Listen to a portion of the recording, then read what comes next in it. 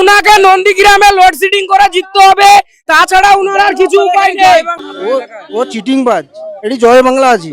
ও শুভেন্দু এখানে ওরকে এখানে চলবে না, ঠিক আছে? শুভেন্দু চিটিংবাজ বদমাস, এখানে হিন্দু মুসলমানরা দঙ্গ সংসার ওই তৈরি করছে, উনাকে এখানে চলবে না। বুথে ঢুকতেই চোর চোর স্লোগান, শুভেন্দু অধিকারীকে ঘিরে উত্তাল পরিস্থিতি। জনরোষ নাকি রাজনৈতিক নাটক? পশ্চিমবঙ্গের ভোটের আবহে হঠাৎ করেই এক চাঞ্চল্যকর পরিস্থিতি তৈরি হলো এক ভোট কেন্দ্রের বুথ পরিদর্শনে। শুভেন্দু অধিকারী বুথে পৌঁছাতেই স্থানীয়দের একাংশ আচমকা ক্ষোভে ফেটে পড়ে। মুহূর্তের মধ্যে আবারও বলতে শোনা যায় স্লোগান, চোর চোর, চোরটা শিশিরবাবুর ছেলেটা। পরিস্থিতি এতটাই উত্তপ্ত হয়ে ওঠে যে উপস্থিত ভোটার ও জনতার একাংশের তীব্র প্রতিক্রিয়ার মুখে দ্রুত স্থান ত্যাগ করতে বাধ্য হন তিনি।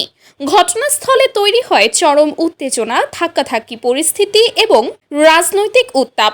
স্থানীয়দের অভিযোগ আরও তীব্র।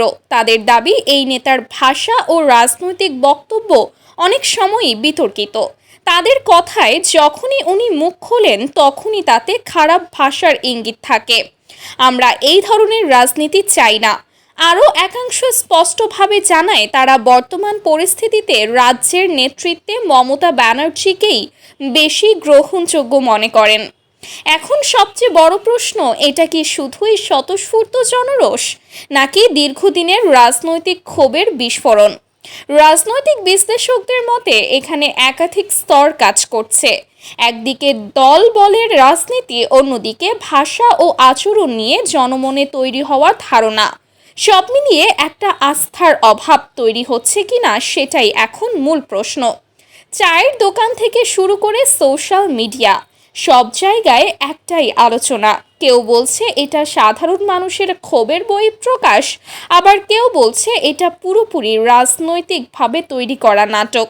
কিন্তু সত্য যদি হয় জনতার ক্ষোভ, তাহলে সেটা ভোটের মাটিতে বড় ইঙ্গিত দিচ্ছে।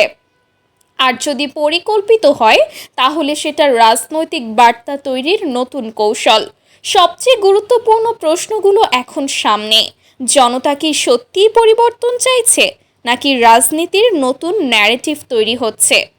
দল বদল কি নেতার গ্রহণযোগ্যতাকে প্রভাবিত করছে?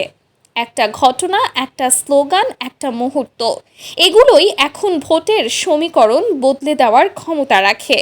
রাজনীতিতে শেষ কথা এখন আর বক্তৃতা নয়, জনতার প্রতিক্রিয়াই আসল সিদ্ধান্ত। আপনার কি মনে হয়, এটা কি সত্যিকারের জনরোষ নাকি রাজনৈতিক খেলা? কমেন্টে জানান, আলোচনা শুরু হোক। বাংলার মানুষ সব দেখছে, সময় এলেই জবাব দেবে।